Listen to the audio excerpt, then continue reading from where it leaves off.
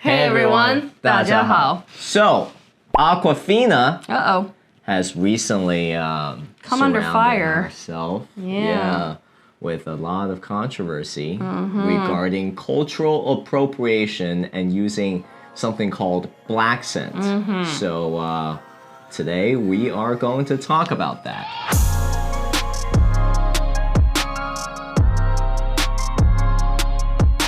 So, this is going to be a lengthy two-part video again. Just like our last one. Because we're lazy like that. On this video, we're specifically going to be talking about Awkwafina's situation. And our second video, we're going to expand on this topic and talk about the question, can Asians be racist? Ooh, that's a good question. And by Asians, I mean Asians in the West, because we all know that Asians in Asia are incredibly racist. So make sure to subscribe and watch out for part 2. So you may know who Awkwafina is. She was in a couple of the blockbuster movies such as Crazy Rich Asians, Ocean's 8, and Shang-Chi. And besides her being a famous actress, she is also a comedian and she makes rap music. She's a rapper. She's a hip-hop artist. That's her origin story. She started out as a rapper. Yeah, and that has led to this controversy of hers where she is accused of using Blaccent and appropriating black culture. Yes. So, so what is Blaccent? We're not qualified to explain to you what Ebonics is. Ebonics. And appropriating black culture, although we did make a video on appropriating Asian culture. Yay, which we can talk about. Yeah, so we'll leave a link there. You can go watch that. Go watch it. However, we have found a perfect video that encapsulates everything that critics are saying about Awkwafina. So let's go ahead and take a look and see what we think about it. You gonna roll up to that way and you gonna be like, back, bitch. Back, bitch. For years, people have accused Asian American actress Awkwafina of using a Blaccent, which is a manner of speaking used by non-black individuals that is indicative of AAVE, or Ebonics. AAVE. African American Vernacular English. Other celebrities like Billie Eilish have also been accused of the same thing. Should I do that still? Okay. Now, before I go on, I think it's important that these conversations are discussed by people who actually belong to the culture. Okay, so can we discuss this? He doesn't think that we can. Actually, it's relating to Awkwafina. Awkwafina is Asian. There you go. I am Asian. There you go. Boom. Now we can Made talk a connection. about it. There you go. Got And it. you're Asian by association. What we're seeing instead is a hyperbolic exaggeration of black culture that's being used by non-black creators. The problem isn't necessarily white people trying to sound like a black person. The problem is white people trying to sound like a caricature of a black person. A lot of this is giving me flashbacks to our last video about Asian fishing. Yeah. Where a lot of those girls had a problem with the way the girls were dressing, but the way they were dressing is the stereotype of what an Asian person is supposed to look like. But that is all based on stereotype. And dangerous caricature. Yes. But here are a couple things that I wonder if you have noticed, okay? He said that this is an exaggeration of black culture, right? And it's being done by non-black creators. Yes. So that leads to a couple interesting points. So this exaggeration of black culture, what exactly are we talking about here? I think based on the video shown, it's just a very exaggerated version of Ebonics, of this Blaccent, right? But here's a question to that.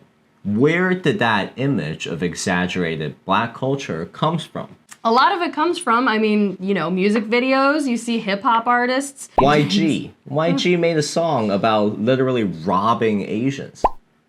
Did he? Oh my God. Yeah, he made a song about hit a Chinese neighborhood because they don't believe in bank accounts, so they have cash.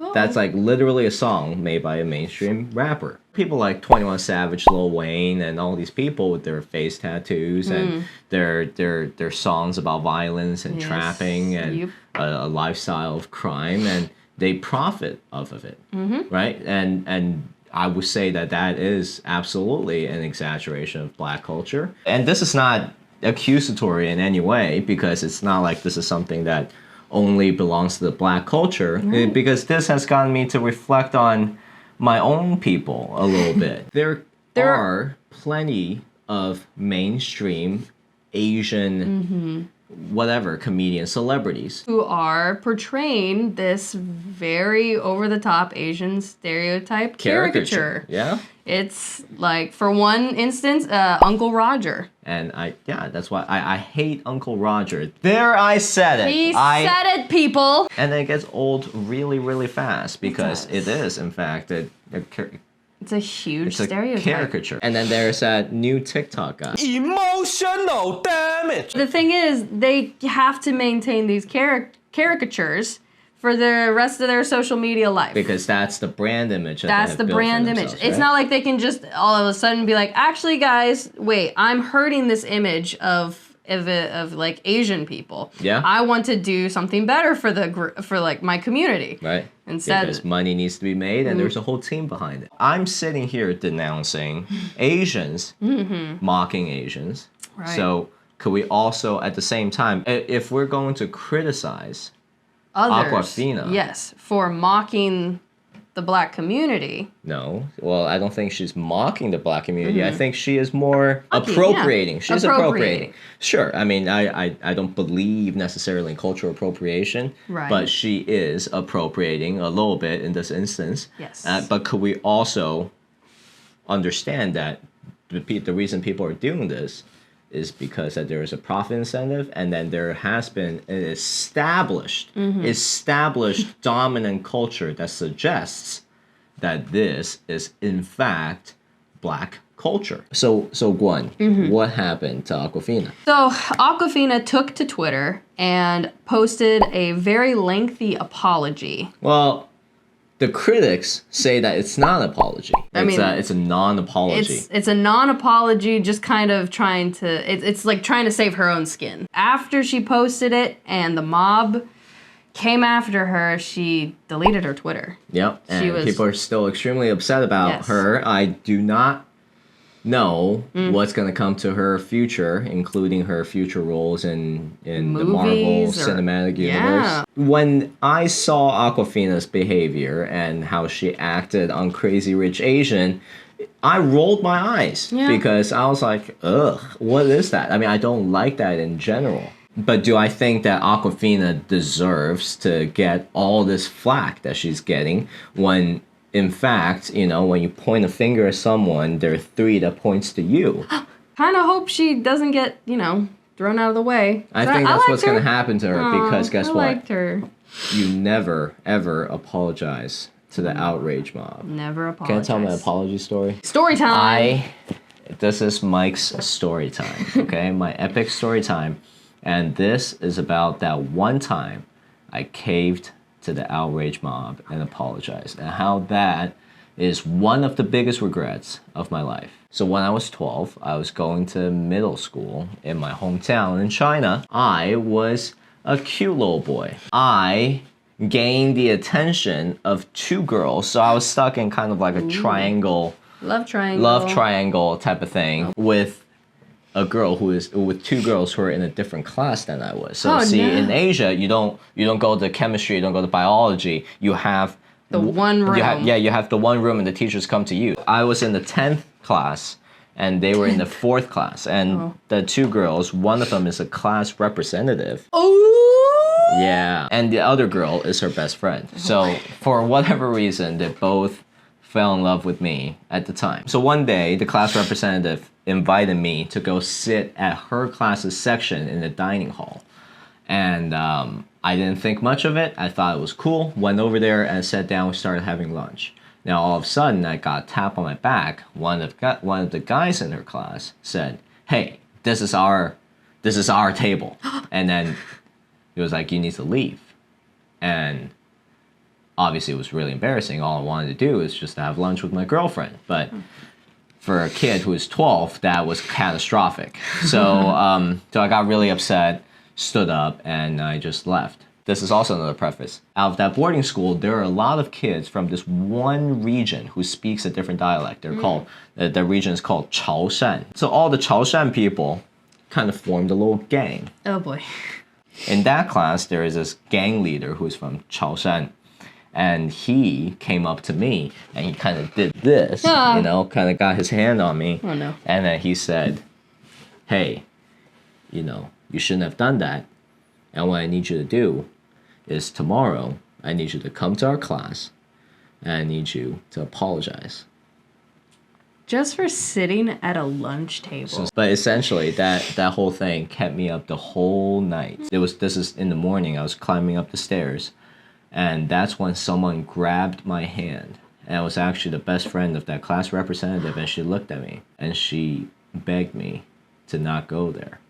And that at the time was, it was really hard. It made me feel very powerless. It made me feel useless. That's why I made the decision I had to. Because I'm not going to be a coward. I'm not going to back down from it. And during recess, I went over there. And before I even made it to the classroom, I got cornered by all the other Chaoshan gang members. And they were, I mean, some of them were like 6 foot already. It was crazy. I mean, it was... Middle school? It was unbelievable.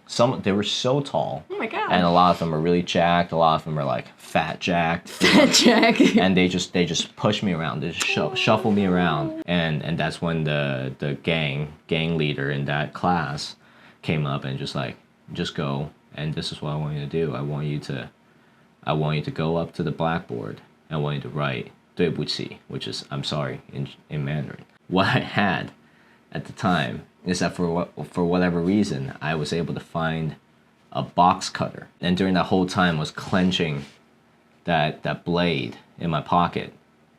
But I didn't take it out. I mean, obviously, I'm not gonna do that. I grabbed the chalk and I wrote 对不起.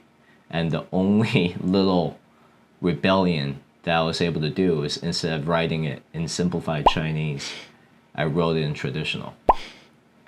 And that whole class, that fourth class of that grade, was all looking at me when I did that. And I left. That is my story of something that I never should have done. Looking back, I mean, obviously I have better people skills now, so I never would have let that happen. But if I were put in that predicament again, I mean, I'll do anything to not be forced to apologize and to say something that I don't really mean. So, and all these people want is they want power over you. Yes. And even when you apologize, there has never been a single case where if you apologize that they're going to forgive you. They're only going to come at you harder. That's right. Except unless if you're Justin Trudeau.